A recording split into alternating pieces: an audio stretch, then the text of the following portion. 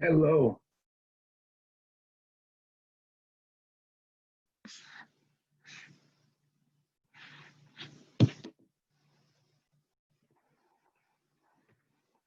Come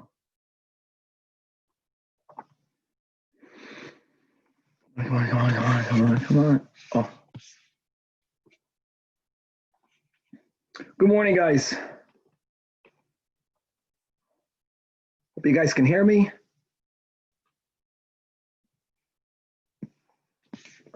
I'm muted. Good morning. You can hear? I hear you. Baruch Hashem. All right. We got to catch up, Chevna. With the help of Hashem, we are learning Shabbos Daf Kuf Ches. We are in the sugya of choivel, of wounding, and as we are learning, choivel is prohibited as a tulda of shchita netilas neshama, which therefore leads us into the understanding that netilas neshama, dafka not means, not lav dafka, dafka lav, completely taking the soul out. Wounding means you're partially taking the soul out. And as we are learning, even if none of the blood leaves the body, as long as it irreversibly left its place and it went up to the surface under the skin, that's also prohibited as netilas neshama. So following that logic, we're going to start learning l'mashal, that if a person takes a fish out of the sea, even before the fish dies, aside of the trapping issue, aside of that, once the fish loses its vitality and it's going to die, already then the person is chayiv for netilas neshama. That's going to lead us into some dinim in koitzer. And by the way, by koitzer also, ktsira, right, is not only when you rip out the entire plant. When you take off some of the plant, you're going to be chayiv. That's going to be the link between all of these sugyas.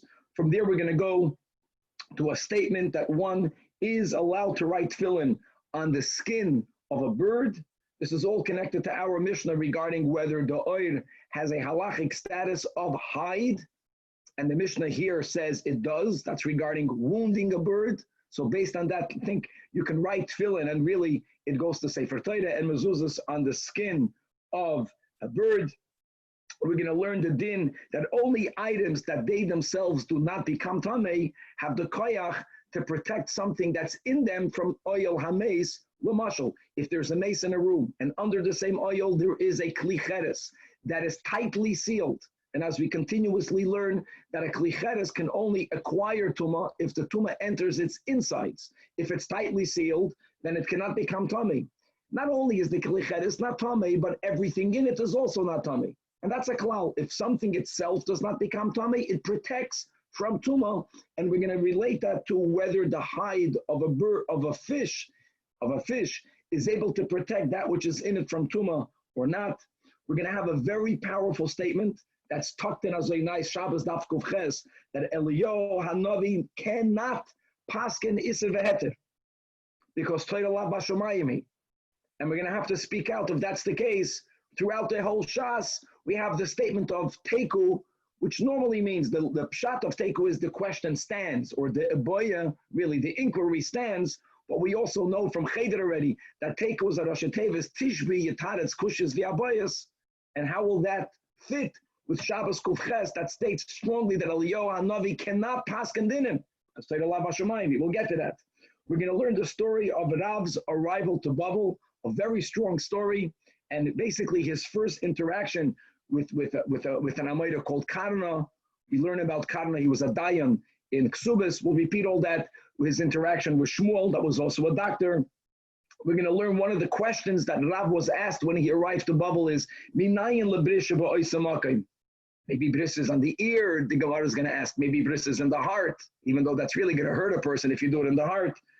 We're going to learn other halachas of writing Sifrei Torah, Tefillin, and Mezuzahs, Ksiva Stam.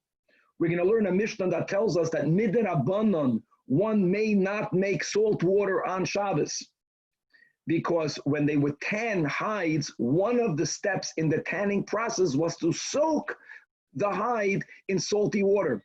Now, the Gemara is going to define really how salty does that water have to be. But if you make very salty water, midoiraisa ein ibud ba'icholin, midoiraisa. Midrabanan, it looks like, or it might look like, you're doing a step or you're preparing for a step in tanning, and therefore one may not make salt water on Shabbos.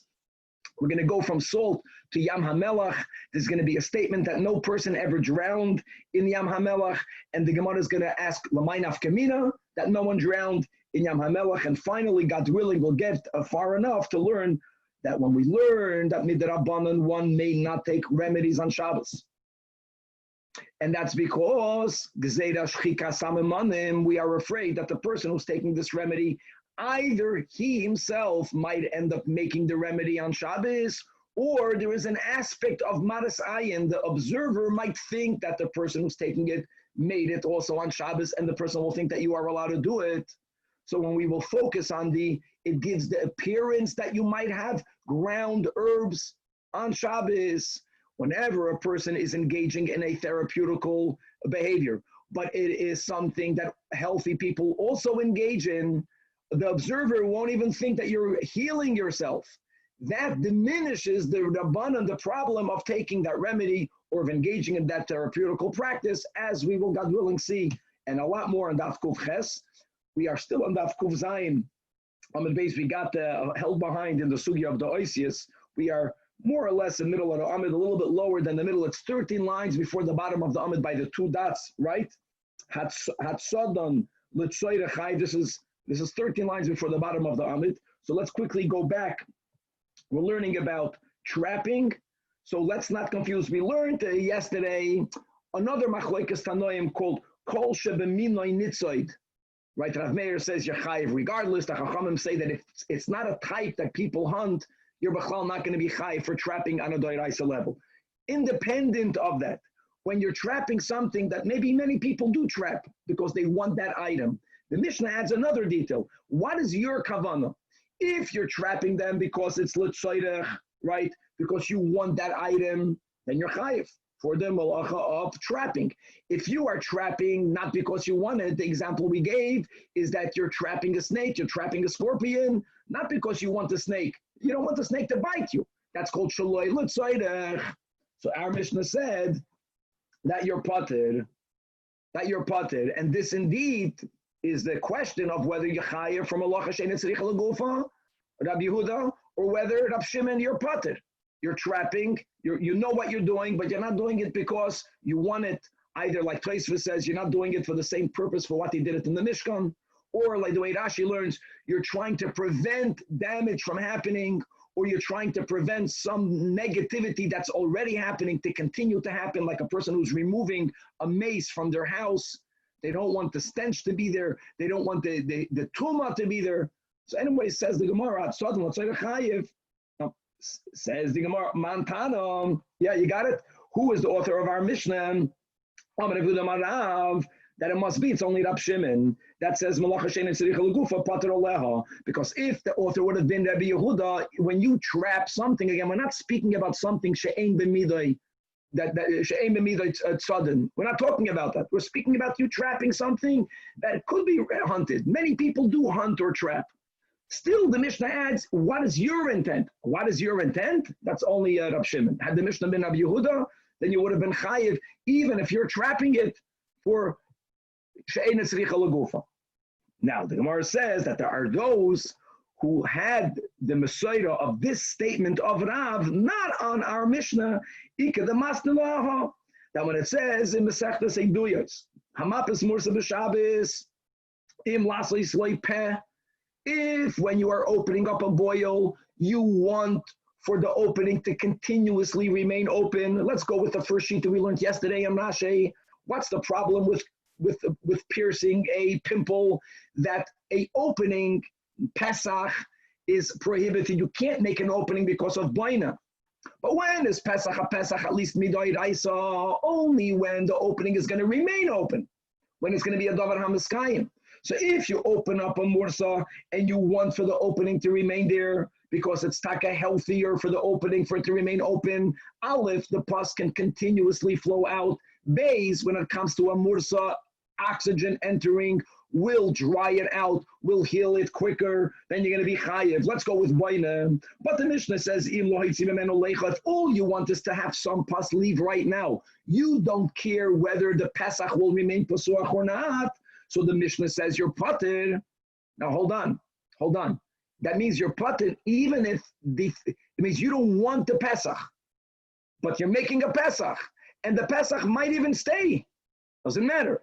That's not your tzorech. You don't want the opening to be. You only want to take out the pus. So again, on that, the Rav said, Mantana under the Rav, that must be Rav Shimon. That says, and by the way, normally pater means aser.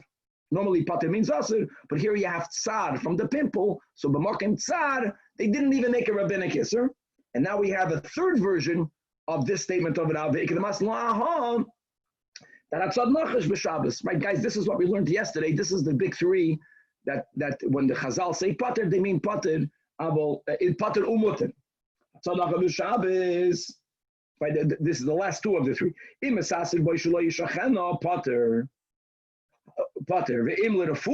if you're trapping the nachash because you want the nachash, because as we know nowadays, if someone is bitten by a snake, some of the remedy, perhaps all of the remedy comes from that same venom, so you need that snake to get the refuah. You want the snake itself, then you're chayiv. And on that, mantana, that if it's only shaloi yishachena, you're patir. Because if it would be the Tana Rabbi Yehuda, I don't care that you don't say ein tzricha legufa. You'll be chayiv chatos anyways. It would be asur mida oiraisa. Okay. Rabbi, why can't we say that Malacha shein tzricha legufa on the first case of Pesach, Hamafris Mursa for a Pesach, not just in the second case when he's trying to take out the pus. In other words, if you want the opening, it's a malacha shetzricha legufa. If you want the opening to remain, let's go that making an opening is prohibited because of boina.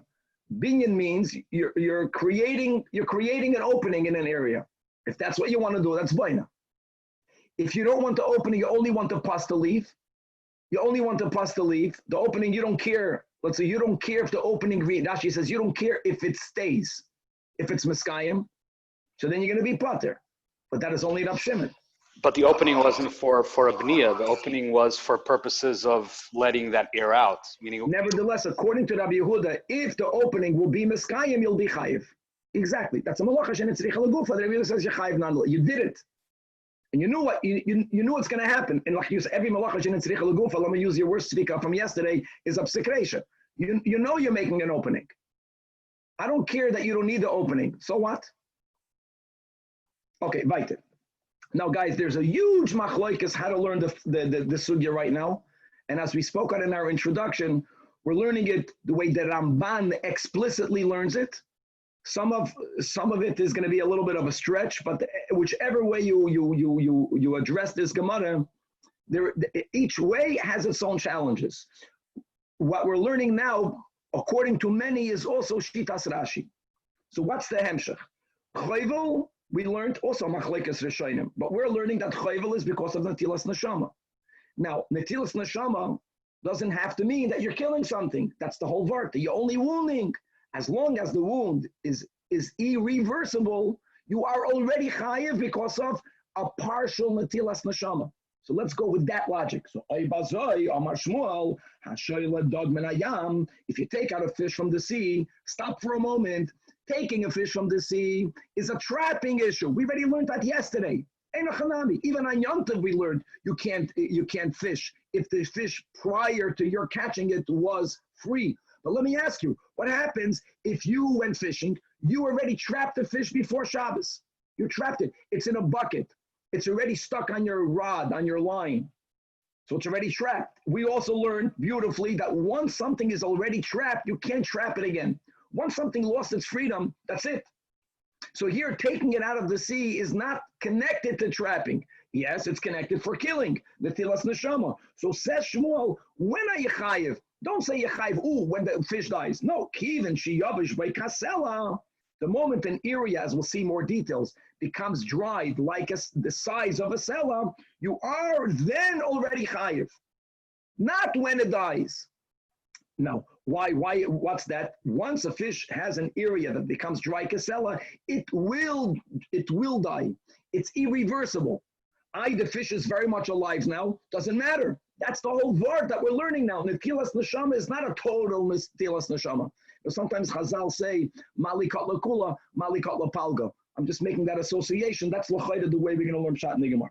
Amar Rabbi Yossi bar Avin, a detail. Listen, it has to be irreversible. So where is it that if it's dry in the size of a sella, the fish will die? Ubein sanpira, that's only if it is in between the fins. If it's not in between the fins, then it's still reversible. If you throw back into the ocean, it's going to live well. Then you're not chayiv yet. Again, if you trapped it on Shabbos, you're chayiv for trapping. But we're not focusing on the trapping aspect at all. Amar Ravashi, loiteme yavish mamish, another detail. How dry does it have to be bein sanpira for you to say this is irreversible? Even if the moisture bein sanpira changes, it becomes sticky. Sticky means that Rashi says that now that you touch it and you pick your hand up, there'll be these little lines of goo that's going to connect your fingers to the fish. That already means it's drying. Not even fully dry. It's beginning to dry. Bein sanpira, it's irreversible. I just want you to know that the other approach, which is mamish mind-blowing, is that you're over because of koitzer, oiker davar megiduloi, ketzira, from taking a fish out of water. Anyways, we're learning here that the issue is netilas neshama, part netilas neshama. Amar mar bar hamduri amar shmuel. Likewise, gvaited, a big machlekes how to learn. We're learning one hemshech, one approach. If a person extends one's hands inside the womb of an animal, and you dislocated the embryo. Now we're going to learn pshat that the animal's embryo doesn't have a life of its own, but it's like a part of the mother. It's an embryo. Just an embryo. Just an embryo. And now that we established that netilas neshama doesn't mean to completely take the life, partial taking the life. So even though we're going to look at this fetus, that it's not an entity for itself, so what? It's part of the mother. So if you shake it, the dil deluber, you're going to be chayiv because you disconnected ki'ilu, a little piece of the mother from the mother. Or, the whole hemshech here is that you need not make a total netilas neshama. So the animal is not considered, the embryo is not a neshama per se. So what? But it's a living limb, right? It's part of the mother. You took away a little bit of the life force, you're going to be chayiv. My tamam. Now here's where it gets tricky. Amar Rava, that bar hamduri azbrali, that lav amar Rav Sheshes, hayman de tolash kishusa mehizme vihige. Hops don't grow directly in the ground. You have bushes, and from the bushes comes out these hops. What happens if you detach the hops from the bushes? So said Rav Sheshes, are you not mechayev mishum oiker davar migiduloi? Just like by koitzer. Koitzer doesn't have to mean that you uprooted, you detached something entirely from the ground. No. If you have a bush, you know what? You didn't even touch the bush. You're only disconnecting something that grows out from the bush. And some of them, that's called koitzer. So we're making an association, explains the Ramban, that just like by koitzer doesn't have to be you completely detach something. More than that, you detached nothing from the ground directly. You detached something from a bush that the bush is connected to the ground. That's called koitzer. So likewise, by netilas neshama, even though you didn't even wound the mother at all, the mother is like a bush. This is growing from the mother, and you are medaldal it. So what? You did netilas neshama. That's the way that Ramban learns. That's the way we'll also learn pshat and nashi. Hachinami, jumping from koitzer to netilas neshama to shchita, that machayev mishum. These are the hard words. Oiker davar megidulei. These are the words for which many other Dereshainim learned the whole Gemara different parts, but they don't have time how to learn it. So each way has its own chiddush. Amar Abaye, Vaited on netilas neshama. Now that we mentioned, this will be the flow. Now that we did mention oiker davar megidulei is koitzer. So it says Amar Abaye daf kuf ches that if you have a person that is kalash, that's going to uproot, pitra meuna the chatzpa, fungi from the handle of a pitcher. Now we're jumping. What's pshat? The fungi, the growth is connected to the pitcher. The pitcher is not even connected to the ground. But nevertheless, that's the way it works. That when you have a earthenware utensil that's in a humid environment, from the handle something will grow out. If you detach that fungi from the handle, you're chayav because of oiker dava megidulei. So we went from chayvel. We brought a raya. We applied that to beginning to abort the fetus, to koitzer, and now we're showing that oiker dava megidulei doesn't demand for any of it to be attached to the ground at all. As long as you are uprooting something from where it is connected to, you're chayiv. Masiv Rab Oishia steht in a Mishnah that a toilish mi'atzis nakiv, you're chayiv. We had this a few daf ago. Right, if I detach something that's growing in a perforated pot, only then am I chayiv, because even though it's physically not connected to the ground, the hole in the pot, in the bottom or in the side, allows for that which is planted in the atzitz to get its nourishment from the ground. So that's called kaitzer. But the Mishnah says if I detach something from a flower pot that is not perforated, which means it's not getting nourishment from the ground, then midrabanan, you're not allowed to do that. But you're pater, so how can you tell me that fungi that is growing out of a keli, you're chayiv, none of it is connected to the ground? Answers the Gemara, no, you can't compare. Hassan over there, halav hainu revise, usually plants do grow in the ground. Now, we're not saying that it's very unusual to plant things in a flower pot. Nevertheless, plants are planted in the ground. So you planted in a flower pot, it's unusual. So the Mishnah says if it's non-perforated, you're never going to be chayav for kaitzer. But fungi, that's the nature. This type of fungi always grows out of the handles of pitchers. If you live in certain human environments, right, they had no air conditioning then, they had no heater then, that was common. Since this is where fungi always grows, even though it's not getting nourishment from the ground, since Hainu Revisa, you will be chayiv for kaitzer. And again, once we go there, kaitzer doesn't mean you fully uprooted it. Kaitzer means you uprooted some of it. Okay. Let's leave it at that. And Rabbi. Yes. Isn't that why we make like a shahakal on mushrooms? Because they say it doesn't get its nourishment from the ground. Topic. When it comes to brachas, that's a whole different topic. Speaking about mushrooms, that they don't get their nourishment from the ground. Question is, are you chayiv for kaitzer for mushrooms? According to our Gemara, mushrooms grow out of the side of a tree, but they don't get their nourishment from the ground. They get their nourishment from the air. Right, so I'm saying that these fungi, maybe it's a similar idea that it's growing off the pitcher. So if you eat the fungi, you'd also make a shakal.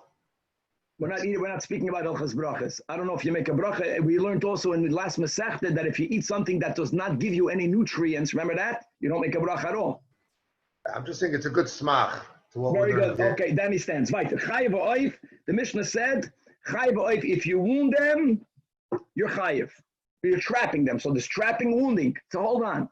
Let's go back to what we learned yesterday. That was the whole theme. That when you wounding, meaning not that blood left it, but that you can see, when you look at it, that, it got wounded in that location. It's black and blue, which means the blood went all the way up to the surface. And if the skin is considered flesh, because it's very thin, so what that it's red, the blood will go back. But once something has halachic oir, hide, it's thick, so by the fact that you see it indicates that there was a larger amount of blood, we establish halachically that means that the wound is irreversible. Some of that blood will never go back to its place. Removing of some of the blood is asur midoraisa because of netilas nesham. So chayvel is connected to hide, whether it has oil or not. So yesterday we learned that in the context of the Shmoyne Shratzim, whether it is mitame or not, as we explained yesterday, like in the reverse, because a sheretz, only the basar of the sheretz is mitame. The oil of the sheretz, like the oil of an avela, is not mitame. Here we're going to go to another. We're jumping the inyan le'inyan. Says the Gemara, Amar Afuna, now that our Mishnah established, l'chayim, that the hide of a bird is considered oir, so as long as it is a kosher species, isn't this great? You can write tefillin. And according to most, doesn't mean tefillin only, it means stam, we're picking on tefillin. By tefillin, especially when they used to wear smaller boxes, so the thickness or the thinness of the hide is the most advantageous by tefillin. You get it? Because you want to have a little parsha to be able to put it into little tefillins. They used to wear the tefillin the whole day. By Sefer Torah, they were not looking dafka for the skinnest hide, or neither by a mezuzah. But really, it goes to everything. And Amar Rabbi Yosef, this is so obvious from our Mishnah. So Rabbi Yosef says, who needed Rav Huna? Michael Mashmalan. What, he's telling you that because it is considered halachically oir? That's the din of our Mishnah. As we explained, and it's only viewed as irreversible if the hide is thick. So Amalei Abayim, no. We needed Rav Huna. Had we only learned the Mishnah, I would have thought that even the isbei nikvei, since the hide, the skin of a bird is filled with holes, farvas, because feathers come out of it. You pluck the feathers. So enachanami, it has a halacha of a hide, but it's considered perforated hide.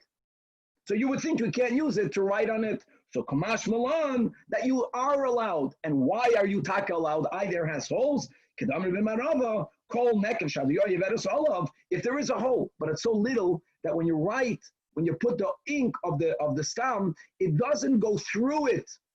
It stays above it. It goes over it. That's yeveres olav is not halachically considered a nekev, because tak indeed the ink will not sink in. Meisvei or Masiv, because it's Lashon Yachid. Masiv Rab Zedom says in the pasuk in Vayikra that when we offered a oilas ha'oif in the Beis Hamikdash, that bichnafov, that we would also, speaking about what you would take out the crop, right, with some of its feathers, and everything else was put on the mizbeach. And indeed, from that word which is there in that context, extra is lahach shedes ha'oir. There is a special limud that says that we would burn the skin of the oilas ha'oif on the mizbeach. Now, like you're saying, you rafuna, based on our Mishnah, that oiru, my friends, when you shechta oila behema, taka oilas kolil. But you know what never is burnt? The hide of an animal is not burnt even by an oil. If the hide of a bird is halachically oil, then why would you burn it? It should be removed. So Amalei Abai, I don't understand. Adarabba, yeah, without the riboy, I would have thought that you take off the hide. But the Torah was marbit. That b'chnaf is extra. So oirhu and v'rachman rabbi. That the back and forth came from the opposite angle. That Amar Rab Zera, when Apuna made a statement, Rab Zera didn't challenge him. Apuna came ahead to back him up. The fact that it says in the Braisa that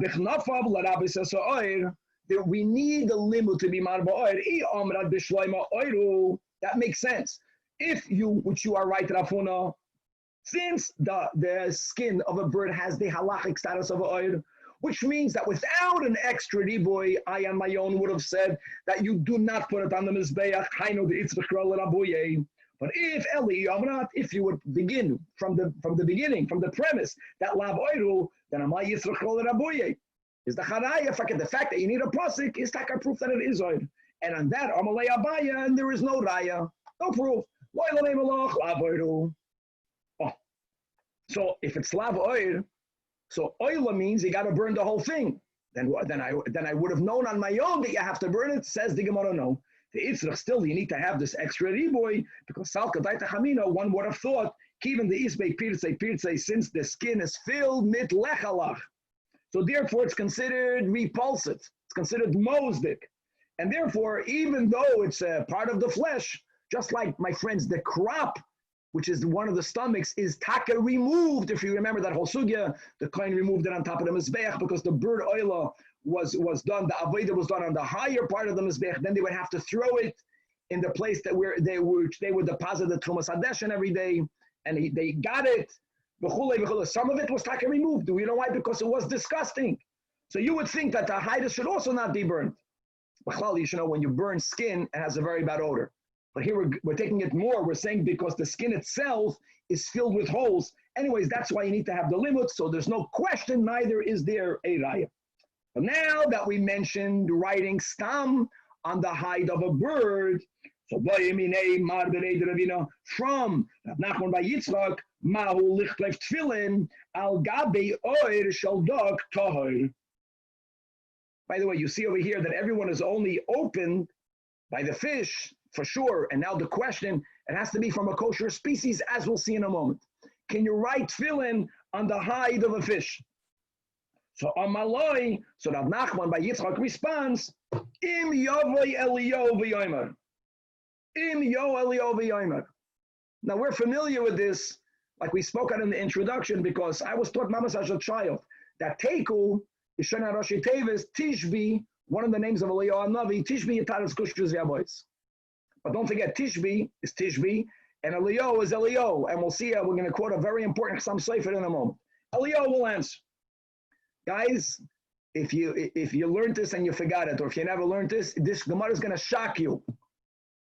It's so known amongst all of us that Elyahu is going to resolve all these questions. And the Gemara says, no, he cannot. Elyahu Navi is going to come and say, look inside the Rashi, very important Rashi. Guys, remember, Shabbos Kufches, Rashi, 14 lines from the top of the Hamid. The beginning of the line. Rashi says, in Yavi Elyahu v'yomer, Heter ve'iser ein talui boy. He is not allowed to rule on Iser ve'heter. Why? The loy b'shamayim. Right, the Gemara in Bava Metzia, Nuntes, I think, the whole sugi of Tanach shalachnoi, that you don't rely to the lav b'shamayim. Elyahu Navi has no authority to paskin Iser ve'heter. Eloma, that there are certain questions that are not halachic questions, which he may not give a ruling to. There are certain questions of what's the mitzias. If it's a question of what the mitzias is, so just like lahavdil, we are allowed to turn to a scientist, to a doctor, right, to tell you what the mitzias is. Based on that, you give the halacha. So that he's qualified for. It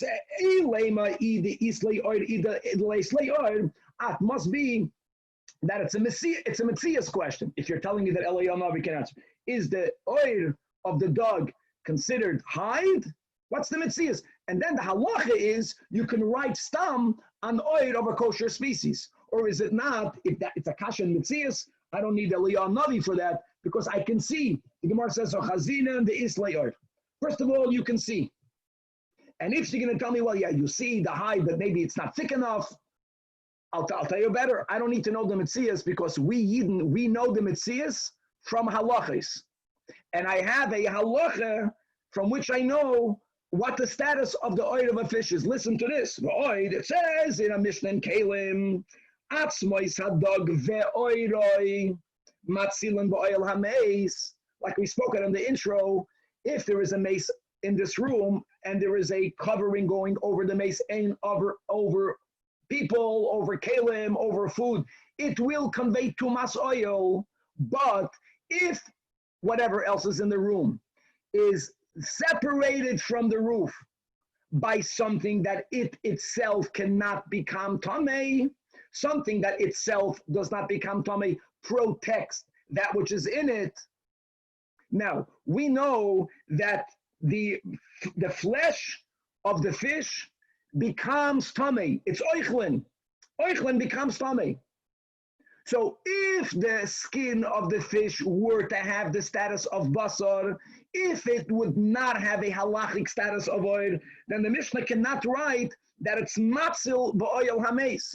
The fact that we are putting the skin of the fish together with the bones of the fish, meaning that the Mishnah already says that it itself does not become tamei. Why not? Oichlin becomes tamei because it doesn't have a status of basar. That Mishnah proves that we see from the Torah, we know from the halacha, the mitzias, that hide of fish, yes, has a status of hide. So why are you telling me that Elyahu Navi is going to come and resolve it? So Elo, and says the Gemara, no. I know that the hide of the fish halachically has a din of oil.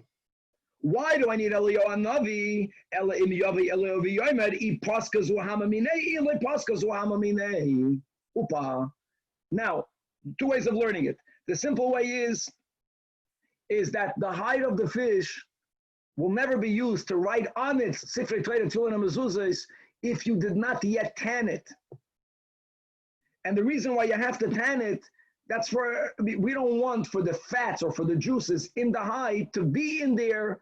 It's going to ruin the letters, or it's not bachavadik. So there's a metziasdik question. How effective is the tanning process on the hide of fish? That's a metzias question. Does it remove the impurities that's in it? For a metzias, we can ask Elyahu Navi. That's one approach. Then you have another approach, which is Tak Elyahu Navi cannot paskin dina isa v'heter, but if the question is a purely ruchniistic question, and they say that the word zuhama is always used in the context of some sort of spiritual impurity, right? That the Nachash was matal zuhama and chava. Or after the national failing of making the Egel Azov, the zuhama came back into the world. So zuhama means there's some sort of potential ruchniistic problem with hide of a fish, and that will be like a ruchniistic reason why yeah or why not to use it, and for that Elyahu Navi is qualified. So whichever way you learn it, we are really limiting the koyach of Elyahu Navi and using the words of Rashi that when it comes to a question of Isa v'heter, Elyahu Navi is not qualified la bashamayim, and that really poses a huge question. And it is in our tradition teiku tishbi yataretz. How do you reconcile that? So the Chassam Sofer says moiredik.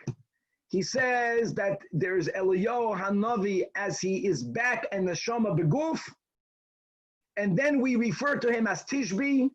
When Elyahu Hanavi comes into this world enclosed in a body, he's like any other Yid. And the Chia Smicha, what are you talking about? He learned from Achia Shiloini. Or I'll tell you even better, if Elyahu Hanavi is Pinchas, then he got Smicha from Moshe Rabbeinu. He of course he's allowed to paskin. When Elyahu Hanavi says the Chassam Sofer in our Gemara, Elyahu, when he's not Tishbi, when he's in a Shama without a body, and that was the understanding that Rav Nachman Yitzchak says, well, you're Zeicha to Gili Elyahu, ask Elyahu Hanavi when he comes to you as a soul. There he's not qualified to paskin dinim. That's a Moedik Chassam Sofer. Guys, remember Shabbos Kufches, we got to fly by it. Okay. Says the Gemara like this. Shmuel v'Karno, just to remind ourselves, in Ksubis, on Daf Kuf Hey, when the Gemara is speaking about a dayan not allowed to get a salary, and that's even if the dayan gets the salary from both sides. He gets the salary from both sides. Even that was not permitted. So we bring down Karno was a judge. Karno, as a profession, he was a Weinschmecker. It means that he was asked to smell barrels of wine before you bought it, because he knew from the way it smells how long will it last before it turns into vinegar. Now, if he was asked to serve as a dayan, that's the whole source in the Gemara, that schar batala, so he would charge from both sides. So there's no shaychad because he's charging from both sides as a dayan. You can't b'chlal charge to be a judge. No, he was charging for the lost income that he would have had, and he was a weinschmecker in Yiddish. And now remember that for this sugya. So Shmuel and Karno, they were sitting agudin de Nahar Malka. They were sitting on the bank of the King's River. Says Rashi, it's the Euphrates River. And Chazinu Lamai the Kodalu va'avire, they saw that the waters were rising up and they were very busy. Amalei Shmuel Karno, Shmuel had a zaruach hakodesh. What's happening? What's tutzach with the waters? Amalei, it must be that why is the level of the waters rising up in such an unusual way and it's churning about? It must be that someone is on a ship on the Euphrates. It must be someone great, and someone great that's coming from the Holy Land. And he has a stomach ailment. And like Rashi says, and this person needs to relieve himself over the ship. And they didn't have the boats that we have nowadays, a bathroom in the ship. But relieving yourself meant that you sat on the edge of the ship and you relieved yourself. And as we know, learned that on Shabbos, if it goes on the side, right, we learned the Shabbos mode bathroom latrine of a ship. So there it was very primitive. Imagine if a person has to relieve themselves sitting on the wall of the ship. So for their dignity, God made a miracle that the waters rose up very high. Both Rashi says it covered the exposed part of the body, and it also served as toilet paper. It cleaned the person. So who must merit such a great miracle? It must be that it's a Gavra Rabba. The water came to greet him. Called by Yidden, we find this by Rivka, we find this koyach by Yaakov, he gave that bracha to Paroi, that there's a certain koyach that we have as Jews, that water comes up for us. Okay? So Shmuel already knew with his Ruach HaKodesh, imagine, from the fact that there was a big high tide, it must be that there's a great man coming, but Shmuel had a doubt whether his greatness is only in mitzvahs or whether his greatness is also in Torah. And why did Shmuel need to know that? Explain the Mefarshim here. Because Shmuel was a doctor. Shmuel was questioning himself whether he's going to go heal him. Only if this Yid is a gadol also in Torah would Shmuel go heal him. That's the story here. But how do you know whether he's a great person or not? Shmuel did not want to engage with him. Shmuel asked Karna, you Karna Zilgo, and Tehei Le An Kankane. You are a vine shmeke. Now wine is a symbol for Torah. You go smell him out. Right? Farhed him to find out if he's a gadol in Torah or not, and accordingly Shmuel will heal him or not. Also indeed, Karna went, and you know who came off the ship? Rav. This is Mamash Gavaldik. So Amar Lei, so Karna right away, it gives him a whole question, Aganse Farhed.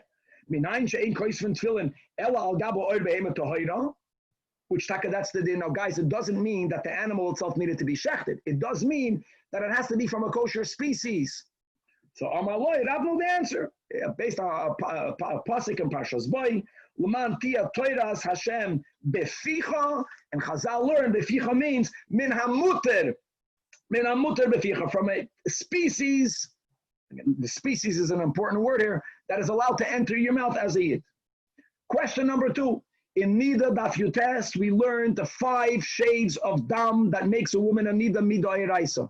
Guys, nowadays, any color that has a tint of red will render her into a Nida, but that's not Midah Eraisa. That's because we lost the Mesoides of what those 5 shades are. Really, it's not 5 shades, it's 1 black and 4 shades of red. And that's the whole story, that David HaMelech, let's say he was a master, modest looker. And imagine then it could have been red, but the woman would not be rendered into a Nida.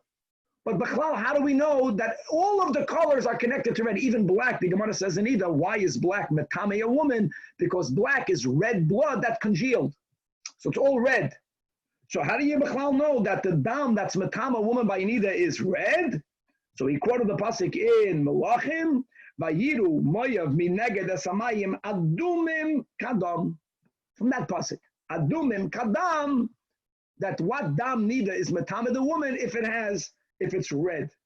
And the third question, Karna asked him, minayin lemila sheba oisamakim. Maybe it's in another limb. Nowhere does it say explicitly where to make the cut. So he answered him. So Rav answered, it says in Lech Lecha or Lasai. It says in Kedoshim, Mamash, we're jumping to a whole different topic, right? The din of Orla, or Lasai. And what is Or Lasai? That the fruit is prohibited by Hana. Malahalan in Kedoshim, what is Orla? Not the branch, right? Davar Sha'oisa Pri refers to the fruit part of the tree. Afkan, what part of the body? You have to make a bris milah on the part that is oisa pri, which is on the male member. Okay. So Karna challenges Rav. Upa, you're making me agzei shava. Ema liboy. You want to go arlasai? Maybe you got to make a bris on his heart. Now that was already a question that Rav was very irritated with, because what does that mean? You're going to kill a person to make a bris? But he's saying you're going from a pasuk. It says umartem es arlas levavchem, pasuk and akev. And tak al pi Hasidus, right? The whole mimer we say by a bris milah from the Alter Rebbe and Torah Oir. It's all about, there's the orla of the body, and then there's the orla of the heart. Or maybe oznoi, as it says, he's quoting a pasuk in Yirmiyahu from Divrei Kabbalah. Hine areila oznam. The ears are blocked. So Rav responded, no. Now, guys, remember one thing. Rav was terribly suffering with the stomach, which is why he needed to relieve himself a lot when he was going on the boat. So when you have a stomach ailment, imagine, and you want to go to the bathroom, and you have a person that's giving you a whole series of questions, and now from the question, maybe it's your heart, he saw that this is stam, he's not asking any halacha l'maisa questions, because everyone understands that it cannot mean the heart, So Rav is getting irritated. So first Rav gives him the answer, Darnin or Lasei Tama or Lasei Tama, right? Lech Lecha Arla Stam, just says Arla. The pasuk in Kedoshim by the din of Arla by the fruits, Arla Stam. Both questions that Karna asked, it says Arlas Levavchem. It says Arelim Osnam. It adds another word to Arla. So we are done. Arla Seitama, the ain't done in Arla Seitama me Arla Sheina Tama. And now Rav is in pain, and Rav is being held up by Karna. So now Rav got him. Amalei, Rav asked him, "What's your name?" Mashemach. So he answered Karna. So Amalei, Rav tells Karna, and he gave him the opposite of a blessing. Hey, Rav, may be God's will. The tepuk like Karna be'enei, that a horn should emerge from your eye, and we know indeed that Karna got a cataract. And now we're not done yet. Karna tells Shmuel, oh, he's very learned. So Shmuel was makabel panim Rav. Shmuel takes Rav home to Shmuel's home. L'soif Aliyah Shmuel lebasing, and Shmuel, as a doctor, knows that Rav is suffering from his stomach. Shmuel is going to heal him. Problem here is that Shmuel did not tell him, "I'm healing you." Problem here is that Shmuel gave him foods. These are foods that if you dafka wait before you go to the bathroom, it helps the person. When they finally go, expel everything from their bodies. But you have to wait without going to a bathroom. Shmuel did not tell him what the therapy is. So Shmuel gave him the Hamad Asadi, he gave him barley bread. Barley bread, my friends, is a laxative. And he gave him the kasa da harsana, a certain type of fish that was made with fat and with flour. All of these foods are laxatives. And he gave him ashkiye shichra, he gave him beer. Not a laxative. These are things that today when you drink beer, you have to have a bathroom nearby. And what Shmuel did was, Shmuel did not show him where the outhouse is. Well, Shmuel did something that caused Rav to have to sit and to delay his relieving him. Now, the delaying itself is part of the remedy, but Rav didn't know that. Rav did not show him where the bathroom is, says the Gemara, in order for him to ultimately, for everything to dissolve in his stomach, so when he relieves himself, for it to be as a diarrhea and everything should leave his stomach. But Rav was very inconvenienced, so Loit Rav Omar. So Rav now has a couple of sharp words to tell Shmuel. Whoever is causing me to suffer, should not be survived by sons. And the Gemara says, and is given, just to know, it's not that Shmuel had sons and they passed, but Shmuel only had daughters. And all of that was Hashem was making sure that those sharp words of the tzaddik should not affect Shmuel. So he was not survived by sons, but again, he had daughters and none of his children passed away. Okay, so now that we mentioned this whole concept, how do you know that a bris is bois or markaim? So the Gemara, and Rav gave the answer, Gzeida Shava. The Gemara wants you to know that really, ketanoi, minayin, libmila, shava ois or markaim. So one Tana says, Nemar Kanor Losoi, Lech Lechav, Nemar Lahavlan, and it says in Kedoshim or Losoi, and Malahalan Davashoisa Pri, Afkan Davashoisa Pri, but this is only the Shita of Rabbi Yoshia. Rabbi Nassan says, I do not need the Gzeida Shava because Areo Oimer, it says in Lech Lechav Orel Zachar. That's enough. The fact that the Torah mentions a male, Asher Lo Yino, B'Sar Losoi V'Nichrasa. Zachar. And why not a woman? If it's the heart, if it's the ear, then we're the same. It must be makim shenikar ben zachrus lenachvus. Okay, weiter. So we mentioned how we went. We spoke about the bird. The bird has halachic oir. You can write tefillin on the bird. There's a question we'll have to ask Elyahu regarding writing tefillin on the hide of a fish. Now let's go back to Tanach. Koisvin tefillin only al gabi oid behema tohira and the al gaba chaya tohira species. The al gaba oid nevelus v'treifa shalem species. Even if this animal died on its own, or if you shechted it but the shechita did not come out properly, so you made it into a treifa, still the hide is good for ksiva stam. Furthermore, you should know, my friends, before you put the parsha of the tefillin in the ktsitza, in the box, that itself, it has to be wrapped with hair. So the hair that you use to wrap those parshiyos has to come from a kosher animal species. And also the nisparois, when you're sewing the boxes closed, the head, it has to be with the sinews of a kosher species, begidon. And Allah Moshe Messinai, Shatfilin Nichrachos only Bisa'arain, Vinisparais only begidon. No, it's the emphasis here is that the halacha Moshe Messinai is on the last two, but not on the koisvin. How do you know koisvin al gabi tahar? For that there's no halacha Moshe Messinai, which is why we had a machlokes tanoim, whether it's a gzeira shava.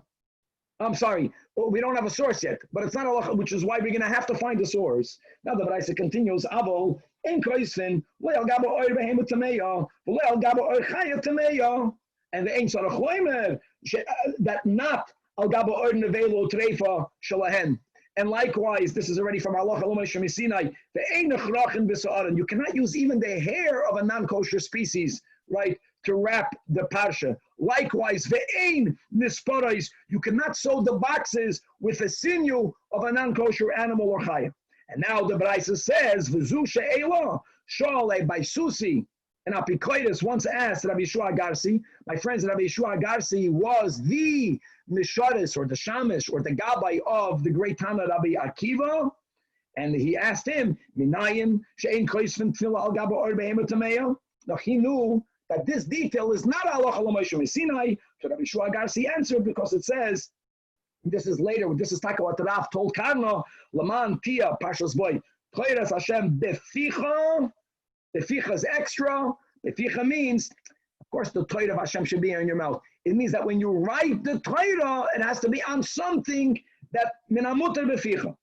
Upa minamuter beficha. So then Nevel and Treifa should be excluded. Elama'ata, this is the kasha that by Susi now asks Rabbi Shua Garsi. Al gabo oy Nevel and Treifa is al yikosevu. So answers Rabbi Yeshua Garsi, Amar Loi, Em Shalach HaMashal Amad Davar Daima. Listen to his logic. The Shnei B'nei Adam Sheneschai B'Ari Yil Malchus, two people that are condemned to be killed by the king. However, one was killed by the king himself. One, Harogai, is Pak Litoir, is the executioner of the king. So now the question is, Eizem Shubach, who do you think is greater? So listen, so an Avela, which is an animal that died on its own, is superior to the animal that was slaughtered. Now, guys, make no mistake. Not every nevela died naturally, died by the Eibishter directly. You can have a nevela that was killed in a car accident. You can have a treifa. It's a simon. Since some nevelas are killed directly from the king, that is a simon that all nevelas can be used for tefillin. As that logic. Okay. So says the Gemara, Elama'ato, says the Baisusi, you're telling me that if that's something, an animal, if you shecht it, you can eat it, is for sure, if it died directly by God, it's even better, it's loftier, so why can you not eat it? If the Torah allows me to eat a kosher animal that was slaughtered, so that species died on its own, Avada Kalvachaymer, right? It was killed by the king. Elama'ata yei achelu. So Amalei Rabbi Yeshua told him, no, the logic can never go against that which it says. Don't forget that by Susim in the beginning, they at least accepted the written word.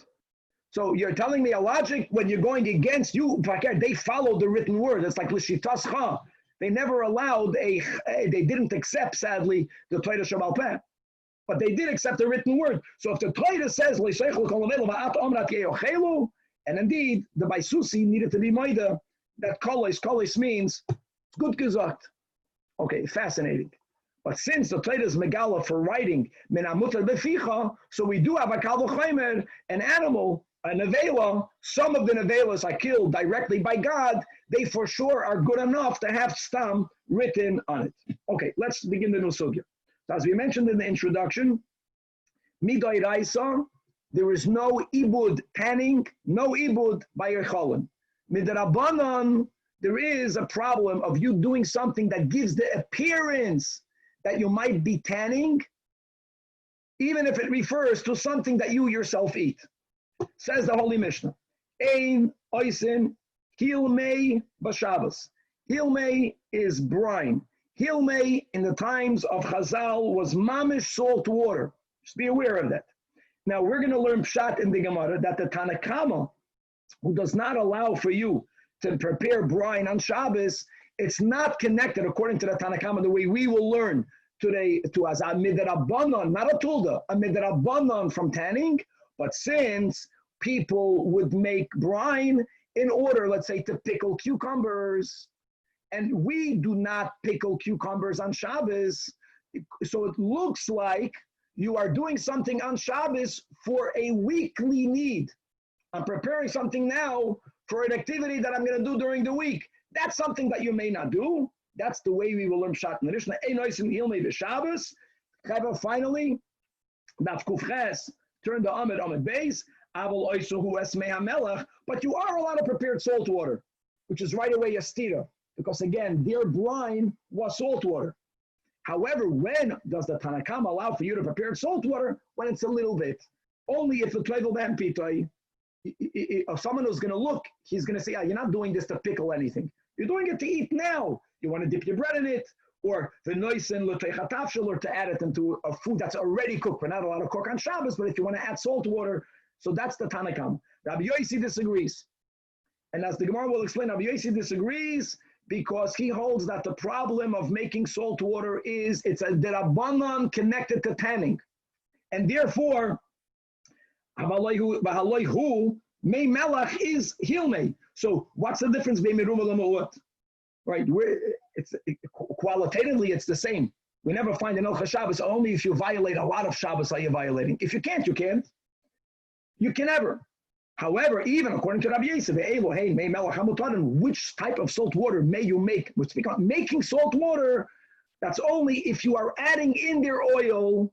So it's water, oil, salt, oil, and water. In between the water and the salt, you put oil. Nice and shemen, like Rashi writes over here, that once you put in oil, you don't allow the salt to properly mix with the water. It's not doima at all to tanning, because when they would tan hides, they would never put oil in. They would have to have gezunta mixed salt water. So if it's bachlal not similar to what they would do for tanning, so it's not even a derabanan of ibud oiras, then you are allowed to do it. Umikan, I don't know if David Leader's on the line. If you buy food from Leaders, every Pesach, he sells salt water. Such an American thing. Imagine you're buying what you need for Pesach, and he sells these little things, salt water. Now you see, it's takoisgalten, because if it's Shabbos, you're not allowed to make salt water on Shabbos. You have to make it before Shabbos, according to Rabbi Yossi. Now let's at least be, I know we're late, but let's chaparai. The Gemara wants to know, I don't understand. What does the Tanakama mean? He begins that brine you can't make, salt water you could make. It's taka the same thing. So that's the meaning of the Tanakama. The Tanakama learns that you may not make a large amount of salt water because it looks like you are preparing the raw ingredients to pickle food. Pickling food by default means you put something in the food and it stays there for a long time. That's something that you can't do on Shabbos. You can't even prepare anything, even if you're going to pickle it tomorrow, Sunday. You can't do something on Shabbos for the week. That's why it's a problem. Because if it's muatin, then you're going to use it on Shabbos. You're not preparing something for the week. And on that, Rabbi Yossi, I disagree with you. The problem is not preparing for the week. The problem is a derabanan connected to ibudoidus.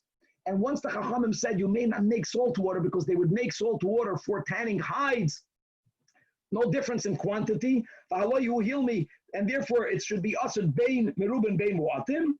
Elama says Rabbi Yossi that if you put oil in it, so it's not even good salt water, then it's so removed. It's not even asad midrabanan. But what does it mean? When Rabbi Yossi says, is Rabbi Yossi prohibiting even a small amount? Or is Rabbi Yossi trying to say that it's mutter a large amount? Rabbi Yossi la'asr lahatir, so says the Amayra, Amar Rabbi Yehuda, no, Rabbi Yossi lahatir. Ooh, he learned different shot in the Mishnah. Rabbi Yossi is saying there's no difference between a lot and a little. You can always do even a lot. How do I know that? Because it doesn't say the words Rabbi Yossi oiser. So Abaye tells Rabbi Yehuda, how can you say that? Faket. Since it says in our Mishnah at the end, the way you may make salt water by adding oil, the Elohim Elachamutarim, is a raya that if you don't add oil, you may never do it, even a small amount. And indeed, Elam Araba, that Rabbi Yossi holds because of a derabanan of ibud doirais, midoiraisa ain't ibud ba'oichalin. So the salt water per se is not a problem. However, you're not allowed to do it. Derabanan v'chem Rabbi Yechanan, that he held like Rabba, that Rabbi Yossi is machmer and lesser. Tanya nami hachi, ein oisen mei melech merubin. And where would you b'chlal make it? Laseis l'tech hakevashim. You would make mei melech l'tanakama because you would use mei melech to pickle foods. And b'chlal, they would not pickle foods in good kalim because they had a shortage of kalim. Kalim were precious. They would normally take a gistera, a broken utensil. That's just the mitzias. In there, they would pickle foods. You may not make the salt water to put it in the gistera. Avol, the Tanakama holds, oisuhu mei melech muatim, because you're not doing it for a tzorach of pickling in the weekdays. You're doing it for Shabbos, for eichel mamtitoi, or v'noislin lo teich tafshel. However, Amar Rabbi Yossi, no, v'chei miplei halolo, v'chei mipnei shalolo muram v'lolo muatim. Doesn't make sense. Halolo asurim, halolo mutarim. Where did he find such a thing? What yoimru malachim meruba asura, but malachim muatim muteres. Notes whenever there is no qualitative difference. What difference does it make? I know there's minimum in shiurim, but we're not going into that over here. And Ella here explicitly says Rabbi Yossi Elo Velo Asura name, because again it's a derabanan of tanning. Only if you add oil, in other words, if you add the oil before you mix the water and the salt, then it never mixes properly. And then add the oil. It's too late. You already violated the isur. The rabbanan, my friends, it's late. We'll stop over here. One of these days, God willing, we will catch up. Rabbi, do we know who Rav was? Like what his name was? Yeah, so like this. Rav was called Abba Aricha. And I want you to know that there are some in the Seder HaDoiros. This is shocking. Danny is not happy with that. He says that he was Rabbi Abba, the scribe of Rav Shimon Bar Yochai. He lived hundreds and hundreds of years, right? That's called Aricha. Aricha means he lived for a very long life, or not, or he was just a very tall Yid. They called him Abba, the tall Abba, and then later when he became the big Rosh Yeshiva and Surah, they called him Rav, the Rav. Rabbi, today, are we not allowed to make salad dressing on Shabbos because of this inyan of making a brine? Only salt water. Only salt water. Because it's a derabanan of ibud doirais. No, but the Mishnah starts off saying that brine for sure is no good. That's a Tanakama. We're not going with that. We're going with Yossi being more machmer than the Tanakama? Yossi is being more machmer. Only we'll see. We didn't get far enough. Only if there are 2/3 salt and 1/3 water. And Rabbi, when leader makes when he sells the salt water for the ka'ara, I don't think it's that quantity. I think he economizes on the salt a little bit. Rabbi, isn't a special recipe? Isn't brine an Isra of Bishul? Oh. So that's what I'm saying, Tzvika. No one is saying that you can put the cucumber in the brine. The problem is that everyone knows you're not doing it on Shabbos. But it looks like you're preparing the brine, so Motzei Shabbos, you should have the water ready, and that's the issue. You can't do something on Shabbos, L'tzleich the week. That's the Tanakam. And that's why he says... Actually, you can't take cucumbers and make a pickle on Shabbos, for sure not? I don't know. I know from all of the Rishayim here that look inside Rashi is because you're doing something L'tzleich HaChoyel. So that's mashma that on Shabbos itself, it's not a Yisur Doiraisa, but I want you to know that I know when it comes to Yeridea, we learn Smicha, Kavush Kemavushal. Kavush Kemavushal, that's Mamash Kavush. You know, is it a Doirais or the Rabbanan? I don't know, but for sure not. No, we may not pickle stuff on Shabbos. If something is already pickled, you can put it back into the disgusting. Kavush is on the pickle, it's the cucumber, not on the brine. The Isur is on Kavush Kemavushal is on the... Very on the exact, that's why the Mishnah is you can't make the brine itself. Brine there with salt water. Either because you're preparing for the weekdays, or let Rabbi Yossi, if you put that much salt, since when you would tan hides, you would do that, midrabanan, you can't do that now. Right, guys, we got to run to shul. Rabbi, let's do the vinegar and salt. Here we're speaking about just salt. It's not vinegar.